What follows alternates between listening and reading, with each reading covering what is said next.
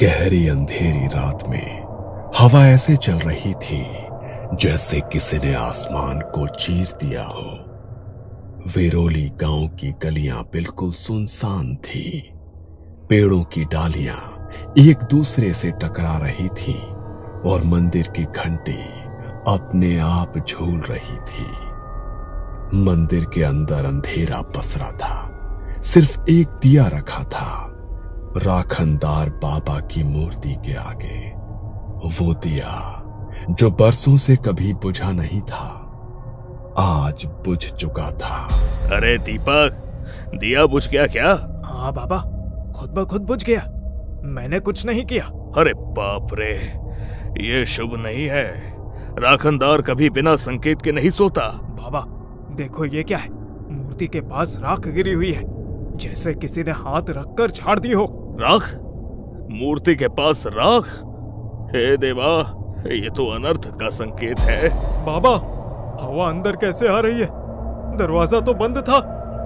कभी कभी जब देव जागते हैं तो अजीब चीजें होती हैं। उसी वक्त गांव के पश्चिमी किनारे से एक भयानक चीख सुनाई दी। बचाओ, कोई है क्या? गणेश राव और दीपक दोनों उछल पड़े। विट्ठल के घर की दिशा से आई है ये आवाज। चलो बाबा जल्दी। दोनों भागते हुए गांव के किनारे पहुंचे। लोगों की भीड़ पहले से ही वहां जमा थी। विट्ठल की पत्नी सोनाबाई जमीन पर बैठी रो रही थी। कोणीतरी आमच्या घरी आले होते।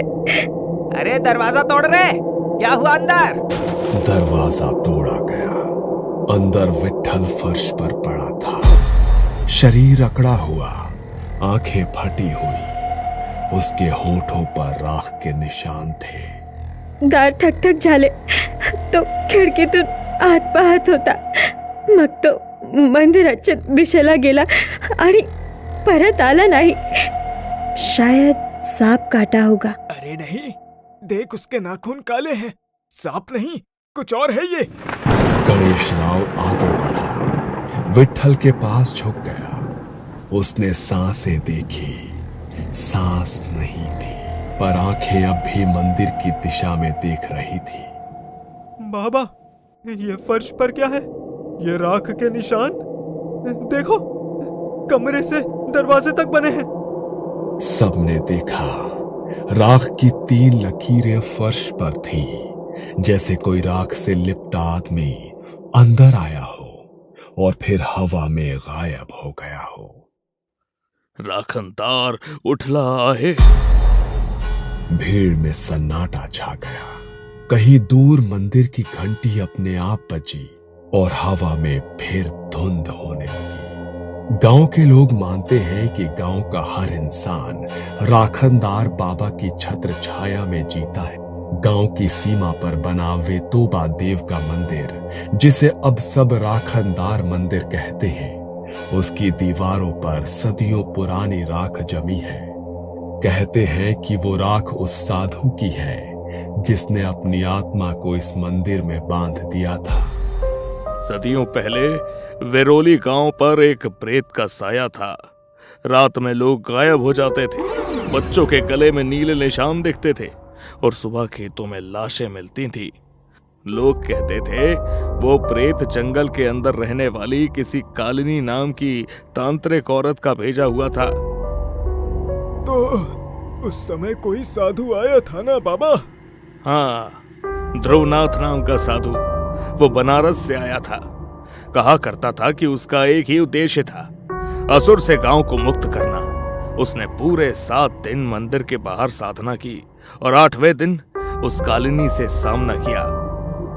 कहते हैं कि दोनों के बीच ऐसी विद्या चली कि आधी रात को पूरा गांव थरथरा उठा। बिजलियां चमकी, पेड़ झुके और धरती से राख उठने लगे।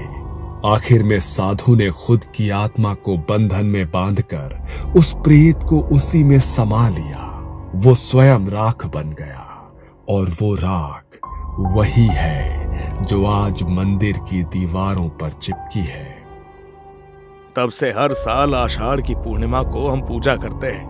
राखनदार बाबा को बकरे की बलि देते हैं ताकि वो जागृत रहे और गांव की रक्षा करता रहे। और अगर उसकी ये प्रथा नहीं निभाई गई तो राखनदार नाराज हो जाएगा और गांव का विनाश भी हो सकता है। लोग सिर झुकाकर सुन रहे थे। कईयों के आंखों में डर झलक रहा था। मंदिर बनने के बाद भी कई बार गांव पर संकट आया। एक बार महामारी फैली। लोग कहते हैं कि जब डॉक्टर काम नहीं आए तो राखनदार बाबा के मंदिर से खुद राख उठकर घर घर में बिखरी और बीमारी थम गई। दूसरी बार जंगल की आग गांव की ओर बढ़ी, पर रात भर बारिश हुई और गांव बचा रहा। राखनदार जाग गया था। सालों तक ये परंपरा चलती रही, पर फिर इस बार गांव में नए सरपंच बने, शंकर राव पाटिल। शहर में पढ़े लिखे, खुले विचारों वाले इंसान। अरे अब ये बकरे काटने की बातें बंद करो, ये सब अंधविश्वास है। आज के जमाने में हम रक्त नहीं बहाएंगे। पर सरकार, अगर पूजा छूट गई तो? अरे कुछ नहीं होगा, ये सब पुराने लोग हैं, डराने वाली ही बातें करते रहते हैं। अब हमें आधुनिक होना है, लोगों में बंटवारा हो गया है। हाँ, सही बात है, सरपंच सही कह रहे हैं। पर आधा गांव डर गया, खासकर गणेश राव पुजारी। अरे तुम लोग नहीं समझते, राखनदार कोई साधारण देव नहीं, वो आत्मा है जो बंधन में है। अगर उसका व्रत अधूरा रहा तो वो खुद अपना हक लेने निकलेगा। पंडित जी, अब ये कहानियां बच्चों को सुनाइए। गांव का भविष्य इनसे नहीं बनता। सभा खत्म हो गई, पूजा रद्द कर दी गई। लोग घर लौटे, पर गांव में सन्नाटा था। कुत्ते तक नहीं भौंक रहे थे उस रात। पर गणेश राव चैन से नहीं बैठा। वो जानता था कि अगर बलि नहीं दी गई तो कुछ होने वाला है। उसने आधी रात को मंदिर का दरवाजा खोला, दीपक को साथ लेकर अंदर गया। बाबा, लोग देख लेंगे तो मुसीबत होगी। राखनदार की पूजा किसी मनुष्य से नहीं रुकती दीपक। अगर लोग भूल गए हैं तो भी उसका क्रोध नहीं रुकेगा। आज बलि नहीं है तो कम से कम दिया तो जलाएंगे। उन्होंने दिया जलाया, मूर्ति पर हार चढ़ाया और आंखें बंद करके मंत्र पढ़ने लगे। जय राखनदार देवा, गावाचन रक्षण करा। पर दिया जलते ही हवा का झोंका आया और दिया बुझ गया। मंदिर की दीवारों पर जमी राख धीरे धीरे नीचे गिरने लगी। दीपक डर कर पीछे हट गया। बाबा, बाबा, वो मूर्ति हिल रही है। गणेश राव की आंखें फैल गई। वो थर थर कांपने लगा। अब देर हो चुकी है, राखनदार जाग चुका है। मंदिर की मूर्ति धीरे धीरे हिलने लगी थी। मूर्ति हिलते ही गणेश राव और दीपक के पैरों तले जमीन खिसक गई। दीपक कांपते हुए बोला, बाबा, ये मैंने नहीं देखा कभी। मूर्ति हिली, सच में हिली। भाग दीपक, अभी मंदिर में रहना ठीक नहीं है, भाग। दोनों मंदिर से भागते हुए सीढ़ियों पर गिरते पड़ते नीचे उतरे और गांव की ओर दौड़ गए। पीछे मंदिर के अंदर से घंटियों और तेज हवा की आवाज आने लगी।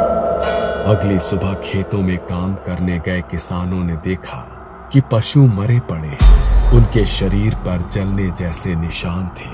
खेत में जहां जहां सूखी घास थी वो जलकर राख फैली थी। अरे रे, ये क्या है? खेतों में राख किसने किया है? ये किसी ने नहीं, ये तो खुद जले हैं। ऐसे लग रहे हैं जैसे अंदर से सुलग रहे हो। खबर पूरे गांव में फैल गई। हर कोई कह रहा था कि राखनदार नाराज हो गया है। तब से रातें और भी डरावनी होने लगी। गांव के बीच वाले कुएं से रात में कदमों की आवाजें आती, धीमी, गीली, छपक छपक, जैसे कोई पानी से बाहर निकलकर चल रहा हो। कल रात मैंने देखा कोई आदमी कुएं के पास खड़ा था, लेकिन जब पास गई तो वहां कीचड़ जैसी राख पड़ी थी बस। कोई कुछ नहीं समझ पा रहा था। लोगों ने सरपंच शंकर राव के घर जाकर कहा, अब पूजा करनी पड़ेगी सरकार, वरना गांव नहीं बचेगा। पर शंकर राव अब भी हंसता रहा। कुत्ते मर गए, गाय मरी, तो उसमें भी भूत देखोगे? कुछ नहीं है ये, डॉक्टर को दिखाओ। अगली रात दीपक और गणेश राव मंदिर के बाहर चबूतरे पर सो रहे थे, क्योंकि डर के मारे अंदर जाना बंद कर चुके थे। आधी रात को अचानक मंदिर के अंदर घों घों सी आवाज आई, जैसे कोई गुर्रा रहा हो। दीपक चौंक कर उठा। कौन कौन है वहां? बाबा, बाबा, आप सो रहे हो क्या? कोई जवाब नहीं। वो उठकर इधर उधर देखने लगा। अचानक फिर मंदिर की घंटियां अपने आप बजने लगी। दीपक का दिल जोर जोर से धड़कने लगा। वो कांपते कदमों से मूर्ति के पास गया और जैसे ही उसकी टॉर्च की रोशनी मूर्ति पर पड़ी, उसकी आंखें फटी की फटी रह गई। मूर्ति की आंखों से लाल तरल जैसा कुछ बह रहा था, जैसे खून, पर वो गाढ़ा था। मूर्ति पर अब भी वैसी ही दरारें पड़ी हुई थी। बाबा, बाबा, उठो, जल्दी उठो। गणेश राव नींद से हड़बड़ा कर उठा। क्या क्या हुआ दीपक? देखो बाबा, मूर्ति के आंखों से कुछ बह रहा है। गणेश राव को आंखों पर भरोसा नहीं हो रहा था।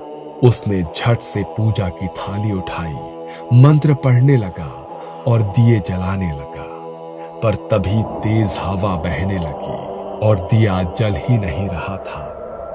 ए राखनदार देवा, शांत हो, हम ही विसरलो नाही। अचानक मंदिर में धूप बत्ती अपने आप जल उठी और उसी वक्त मूर्ति के पीछे की दीवार से भारी और गहरी आवाज आई, माझं व्रत अपूर्ण राहिलं आहे। दीपक वहीं जमीन पर बैठ गया। उसका शरीर सुन्न हो गया। गणेश राव की सांसें रुक गई। गांव की हवा बदल चुकी थी। हर रात कुछ ना कुछ घटता था। पहले लोग सोचते थे कि ये अफवाहें हैं, लेकिन अब लगातार 3 रातों में कोई ना कोई गायब होने लगा। तब सबके चेहरों पर डर साफ साफ दिखने लगा था। एक शाम गांव के किनारे बसे अंबाजी के खेत से चीख की आवाजें आई। जब लोग पहुंचे तो अंबाजी की लाश अधमरी हालत में मिली।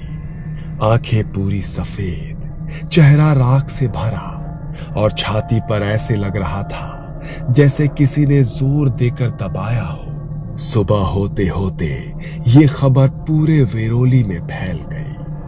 लोगों ने मंदिर की सीढ़ियां धोकर पूजा की कोशिश की, पर जैसे ही किसी ने दरवाजे के पास दीपक जलाया, हवा इतनी तेज चली कि लौ एकदम बुझ गई। मंदिर की घंटियां अपने आप बजने लगी। हर बार जब घंटी बजती, गांव के किसी कोने में एक और अनहोनी घटती। अब गांव 2 हिस्सों में बंट गया था। कुछ लोग मंदिर को हमेशा के लिए बंद करने की बात करने लगे। ये सब उसी आत्मा का श्राप है। अगर मंदिर बंद कर दिया जाए तो शायद सब शांत हो जाए। अरे मूर्खों, उसे बंद करोगे तो वो दीवारें तोड़ देगा। राखनदार कोई देव नहीं है, वो बंधन में बंधी शक्ति है। उसे पूजा से शांत किया जा सकता है, ताले से नहीं। कई लोग घबराकर पीछे हट गए, पर कुछ युवकों ने विरोध किया। अब ये सब अंधविश्वास है बाबा। अब इस गांव में बलि नहीं होगी। गणेश राव ने गहरी सांस ली और बस इतना कहा, अगर इस बार व्रत अधूरा रहा तो वो अपने हिस्से का रक्त खुद लेगा। अगली सुबह सुभाष की पत्नी ने अपने दरवाजे पर राख से बने 3 हाथों के निशान देखे। उसी दिन उनके घर की गाय अचानक से मरी हुई मिली। शरीर सूखा हुआ, जैसे किसी ने सारा खून खींच लिया हो। फिर दूसरे ही दिन खेतों में एक बच्चा गायब हुआ। मां रोती चिल्लाती मंदिर के सामने गिरी। बाबा, बाबा मेरा बेटा लौटा दो, मेरा बेटा लौटा दो। लोग अब समझ चुके थे कि जो पूजा अधूरी छोड़ी गई थी उसकी सजा अब गांव भुगत रहा है। गणेश राव हर शाम मंदिर के बाहर दिया जलाता, मंत्र पढ़ता, राखनदार को शांत करने की कोशिश करता, पर जैसे ही वो आंखें बंद करता मंदिर की घंटी अपने आप बज उठती और हवा में राख उड़ने लगती। कभी दिया बुझ जाता तो कभी मूर्ति से लाल द्रव्य टपकता दिखाई देता। गणेश राव की हालत बिगड़ने लगी थी। उसकी आंखों के नीचे काले घेरे, आवाज में थरथराहट और होठों पर वही एक बात, वो जाग चुका है। गांव के सरपंच जिसने ये सब बंद करने का फैसला लिया था, उसे अब रात में नींद नहीं आती थी। वो हर रात सपने में देखता कि राखनदार उसकी खाट के पास खड़ा है, राख से ढका चेहरा, लाल आंखें और हाथ में लाठी। हर बार वो कहता, तू माझं व्रत तोडलंस, आता तुझी वेळ आहे। सरपंच पसीने से भीगा हुआ जागता और दिन भर बेचैन रहता। एक रात उसने अचानक घर से बाहर भागने की कोशिश की। वो नींद में भागते हुए मंदिर की ओर जा रहा था। वो मंदिर के सामने गिर पड़ा और वहीं हार्ट अटैक से उसकी मौत हो गई। सुबह जब लोगों ने देखा, उसके चेहरे पर भी वही राख का निशान था, हाथों के 3 छापे, जैसे किसी ने पकड़कर उसकी आत्मा निकाल ली हो। लोग अब दिन में भी घरों से निकलने से डरते थे। कोई खेती नहीं करता, कोई मंदिर नहीं जाता, सिर्फ गणेश राव ही रोज मंदिर के बाहर दिया जलाता और बुदबुदाता रहता। अगर इस साल आषाढ़ की पूर्णिमा तक उसका व्रत पूरा नहीं हुआ तो वो पूरे गांव को ले जाएगा। धीरे धीरे रातें और लंबी लगने लगी। कुएं के पास अजीब आवाजें, खेतों में डरावने साए और हवा में राख की गंध से और भी भारी हो गई। सरपंच की मौत ने पूरे वेरोली गांव को हिला दिया था। अब सबको यकीन हो गया था कि राखनदार क्रोधित हो चुका है। गांव में सन्नाटा था। दिन में भी लोग दरवाजे बंद रखते, बच्चे तक खेलना भूल गए थे। तभी दोपहर को गणेश राव पूरे गांव में घूमने लगा। अब अगर हम चुप बैठे रहे तो राखनदार सबको ले जाएगा। आज रात सब लोग मंदिर चलो, उसके सामने माफी मांगनी होगी। बाबा, अब कौन जाएगा उस मंदिर में? वहां तो उसकी परछाई घूमती है। वो रक्षक है, दुश्मन नहीं। हमने उसका व्रत तोड़ा है। जब तक हम उसे उसका हक नहीं देंगे वो शांत नहीं होगा। शाम तक गांव के लगभग आधे से ज्यादा लोग जुटे। हर किसी के चेहरे पर डर था, लेकिन गणेश राव की आवाज में एक अजीब दृढ़ता थी। रात काली थी, हवा धुंधली थी। जैसे जैसे लोग मंदिर के पास पहुंचे, उन्हें लगा कि जमीन कांप रही है। मंदिर की दीवारों पर काली फफूंदी चढ़ी थी और दरवाजे आधे खुले हुए थे। गणेश राव ने अपने थैले से माला, बेलपत्र और मिट्टी का दिया निकाला और कहा, सब लोग मौन रहो। अब जो भी होगा उसका निर्णय वही करेगा। लोग मंदिर के अंदर जाने लगे। वहां घनी धुंध थी और हर सांस के साथ राख की गंध महसूस हो रही थी। दीपक ने कांपते हुए दिया जलाया और जैसे ही लौ उठी, दीवारों पर 3 परछाइयां हिलने लगी। गणेश राव ने आंखें बंद की और मंत्र पढ़ने लगा। ओम रक्षणाय नमः, ग्राम पालकाय नमः, ओम इष्ट देवाय नमः। दीपक ने माला उठाकर मूर्ति के गले में डालने की कोशिश की, लेकिन तभी तेज हवा ने उसे जैसे धक्का दिया और दीपक पीछे गिर पड़ा और मंदिर की घंटियां अपने आप बजने लगी। मूर्ति के सामने एक काली परछाई धीरे धीरे आकार लेने लगी। वो इंसान से ऊंचा, राख से सना और उसकी आंखें अंगारों जैसी लाल थी। हाथों में त्रिशूल, माथे पर भभूत की रेखाएं। उसने भारी आवाज में कहा, तुम्ही माझं व्रत तोडलं। लोग पीछे हट गए, औरतें चीखने लगी। गणेश राव कांपते हुए आगे बढ़ा और कहा, बाबा हमें माफ कर दो, हमसे भूल हो गई है। राखनदार की परछाई ने हवा में त्रिशूल घुमाया। हवा में धुंध हुई और दीवारों पर पुराने साए दिखने लगे। एक साधु जो मंत्र पढ़ रहा था, चारों दिशाओं में आग की रेखाएं और गांव के चारों सिरों पर बांधी गई आत्मा। दीपक का शरीर कांपने लगा, उसकी आंखें पलट गई। गणेश राव ने देखा कि राखनदार की आत्मा अब दीपक के शरीर में प्रवेश कर चुकी है। दीपक के अंदर राखनदार की आवाज गूंजी, सदियों पहले इस गांव पर महामारी आई थी, तब मैंने अपना प्राण इस भूमि में बांधा था। मेरा रक्त, मेरी आत्मा इस गांव की रक्षा करते हैं, पर तुम्हारे अहंकार ने मेरा व्रत तोड़ा। हर आषाढ़ी पूर्णिमा को मेरे व्रत का रक्त दो, मेरा रक्षण कार्य जारी रखो, वरना ये गांव मिट जाएगा। गांव वाले डर से सिर झुकाए खड़े थे। गणेश राव ने कांपते हुए जवाब दिया, हम वादा करते हैं बाबा, अगली आषाढ़ की पूर्णिमा को हम व्रत पूरा करेंगे। आपकी पूजा, आपकी बलि सब वैसे ही करेंगे जैसे सदियों से करते आए हैं। वचन निभाओ, नहीं तो राख तुम्हारे ही रक्त से बनेगी। जैसे ही ये कहा, दीपक जमीन पर बेहोश गिर पड़ा। मंदिर में छाई राख धीरे धीरे नीचे बैठने लगी। घंटियां बंद हो गई और हवा शांत हो गई। सूरज उगा। गांव में कई दिनों बाद सन्नाटा टूटा। पंछी लौट आए थे। हवा फिर से हल्की हो गई थी। गणेश राव ने मंदिर के सामने दिया जलाया और कहा, वो गया नहीं, बस सो गया है। उसका व्रत अब हम सबकी जिम्मेदारी है।